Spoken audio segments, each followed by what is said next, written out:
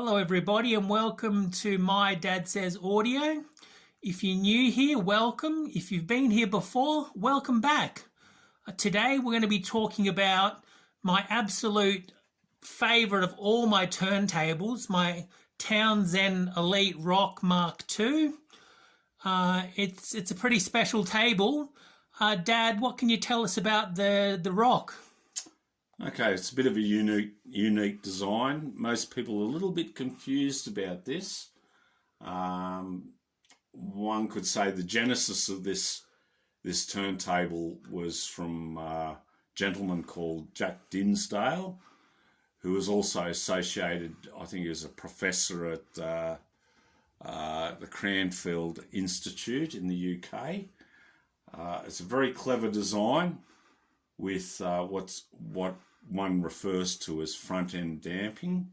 You can see here that that's a paddle. That part there, I'll try and show you, sits in a trough.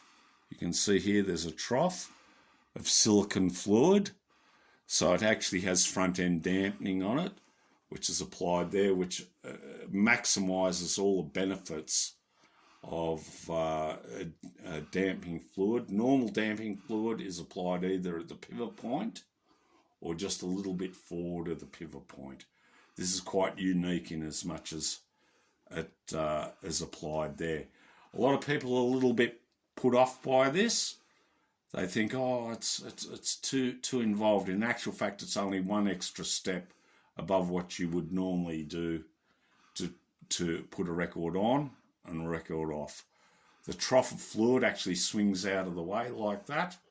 Then you can put the record on, and then in this case, my son is using quite a nice clamp from TT Weights of Canada.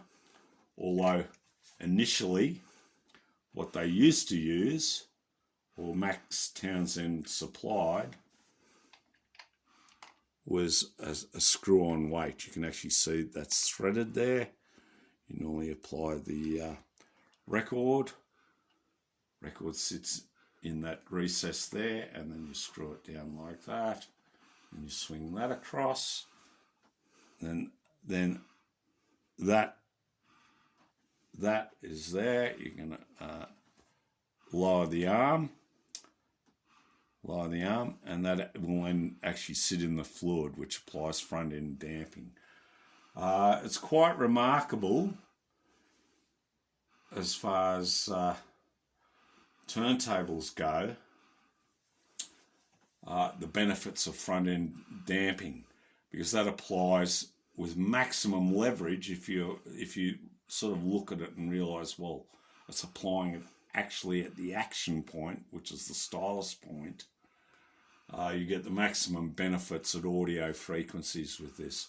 It's almost like this is just an RB300, which I've rewired, and it also has an audio origami brass counterweight as well. But it's an RB300 arm essentially, and it sort of in a way turns it into a super arm, which is a bit unusual in as much as the operating principle is quite different. In a funny sort of way, it's a little bit like a record cutting lathe, but in reverse, if you like, is how people describe it, or almost like the master tape if we're talking about analog per se. Well, I remember reading that Max Townshend used to do direct comparisons at shows between the master tape and the record played on the Rock. Yes, it's quite possible. As a demo. Yeah, it's quite possible. It's a pretty simple design. Max got the license, I think. Max Townshend got the license to manufacture these. Not a lot of people know about them or have had any real experience about them, but these are the master. This is the master turntable at damping things like surface noise, clicks and pops. Well, I think Max used to call it the instant. It would suck down the energy instantly. Yes. You wouldn't Yes. have this reflections and resonances. Yeah, well, you don't have this spurious energy. Yes. You know, when you get a pop or something, there's a lot of spurious energy. This clamps right down on that. It's masterful at that, in actual fact. This is my son's one. When he first purchased it, the arm board had been trashed and there was no original arm.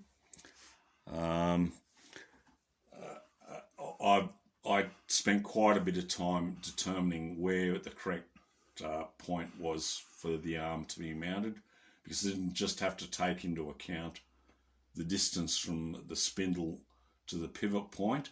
I also had to take into account the fact that the paddle needs to traverse the fluid trough there as well. So it's a little bit tricky to do, but I've managed to do it. And it's quite a wonderful turntable. My son's got one. I also have one. However, mine is not yet operational. It's a funny story. Dad, can you show us the magazine with the... Yep. Yep. If you have a look here. That's a Rock 5. Yep. I think we've got the one we've got is the Mark 2. But that's the magazine that got me excited about the Rock, going, oh, that looks amazing. Yeah. And I just decided I want one, so I started searching on eBay, and I found this one, and I didn't pay big money. It was under $500 delivered without the arm. And it came with the, did it have a paddle? No, it didn't have a paddle. No, it didn't have a paddle. It did have the trough, which is essential. Had the trough and the screw down clamp.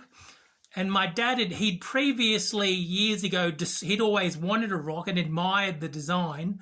And he explained it to me, and I couldn't understand. I'm like, oh, that's weird. What that goes into a paddle and into a trough, but I bought one, and my dad's like, oh, I want one too. Within 6 weeks, we found one, and these decks, I'll tell you, if you ever get a chance to get one for under $1,000, grab it. It's in my opinion the best pound for pound turntable in the world for what it does. There's other decks that do other things better, but none of them have the front end dampening. Yes, it's in a funny way.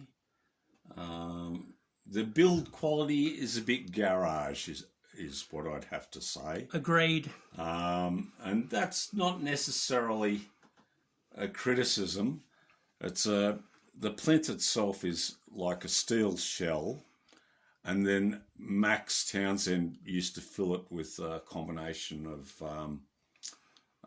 plaster of Paris and vermiculite. So it's actually very, very dead and dense.